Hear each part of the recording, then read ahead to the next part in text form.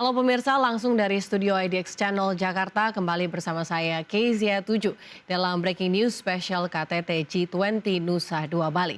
Dari laporan Bisnis 20 atau B20 Summit Indonesia 2022 di Bali, semua pelaku bisnis dan CEO perusahaan besar sepakat bahwa upaya mewujudkan energi ramah lingkungan net zero emission harus dilakukan dalam investasi negara-negara anggota G20. Dalam sesi pertama di hari pertama diskusi Forum Bisnis Negara G20 atau B20 Summit Indonesia 2022 yang digelar di Bali Nusa Dua Convention Center Nusa Dua Bali. Indonesia kembali menegaskan bahwa investasi para anggota negara G20 harus juga dibarengi dengan upaya mewujudkan dekarbonisasi industri. Indonesia sendiri terus berkomitmen untuk mewujudkan dekarbonisasi industri bagi generasi masa depan yang lebih baik. Meskipun dekarbonisasi industri masih dalam proses, Menteri Koordinator Bidang Kemaritiman dan Investasi Luhut Binsar Panjaitan menegaskan bahwa Indonesia sudah bersikap terkait urgensi perubahan yang harus dilakukan saat perubahan iklim. Just archipelagic country in the world with great potential. If you look at the slide, world biggest nickel reserve with 72 million tons, and world second biggest tin reserve, and also seven biggest copper. But the very important one is the renewable energy, 37 gigawatt, and we are, I think, the fourth largest population on Earth, and Indonesia consists of 17,500 islands. And however, Indonesia will balance our emission target with the economic development target. If you look at this one, G20 member contribute 80%. Menko Luhut Binsar Panjaitan mengungkapkan, demi mengubah Indonesia menjadi negara net zero, akan membutuhkan aksi kolektif untuk semua sektor, termasuk melibatkan sektor publik maupun swasta untuk membangun ekosistem transisi energi ke energi terbarukan. Apalagi Indonesia memiliki potensi besar untuk mendukung transisi ke energi bersih. Dari Nusa Dua Bali, Nadia Valery, Yudi Pramana, Tim Liputan IDX Channel.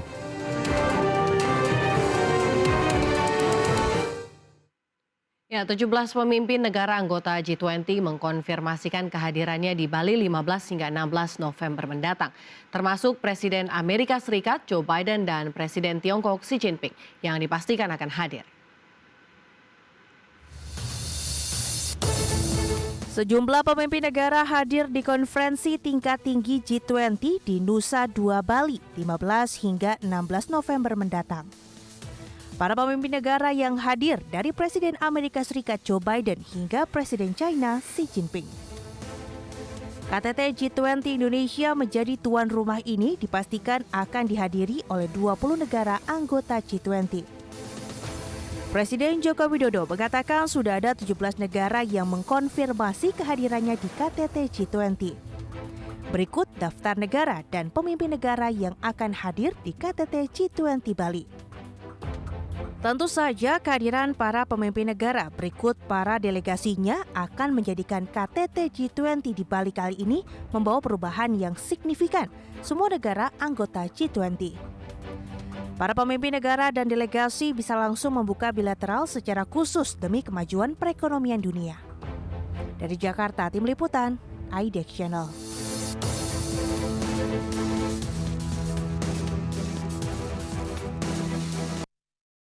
B20 Investment Forum sebagai rangkaian KTT G20 diprediksi menarik peluang investasi dengan 18 perusahaan dari 11 negara. Komitmen investasi ini ditandai penandatanganan nota kesepahaman atau MOU kerjasama senilai 75 triliun rupiah. Konferensi tingkat tinggi G20 di Nusa Dua Bali menegaskan bahwa Indonesia siap menarik kerjasama dan investasi seluas-luasnya terhadap negara-negara anggota G20. Sebagai rangkaian awal KTT G20, Forum Business 20 atau B20 Investment Forum digelar dengan menghadirkan para komunitas bisnis global. Indonesia sebagai presidensi G20 dalam event B20 Investment Forum diprediksi akan menarik peluang investasi dengan 18 perusahaan dari 11 negara. Komitmen investasi ini ditandai penandatanganan nota kesepahaman atau MOU kerjasama senilai 75 triliun rupiah. Ketua Umum Kadin Indonesia Arsyad Rashid menegaskan peluang investasi yang telah dijajaki oleh Kadin Indonesia dilakukan dalam rangkaian roadshow B20 ke berbagai negara sepanjang 2022, antara lain ke Amerika Serikat, Kanada, Belgia, Jerman, Belanda, China, Singapura, Turki, Korea, Jepang, Australia, India, serta Prancis. Kadin Indonesia selaku penyelenggara B20 juga berupaya meningkatkan kerjasama bilateral antar negara Business Matchmaking Meeting atau B2B. Selain itu, B20 Investment Forum juga berupaya mengakselerasi peningkatan kerjasama perdagangan dan investasi melalui 6 klaster sektor usaha penting, yakni digital dan startup, keuangan dan asuransi, infrastruktur dan konstruksi, manufaktur dan industri 4.0, agriculture dan blue economy, industri pertambangan dan heavy industry, furniture dan rumah tangga, serta pariwisata dan perhotelan, serta kesehatan. Indonesia optimis banyaknya negara yang berinvestasi di Indonesia tak lepas dari peran pemerintah yang dibantu sektor swasta untuk terus melakukan reformasi birokrasi dan struktural. Dari Nusa Dua Bali, Tim Liputan untuk IDX Channel.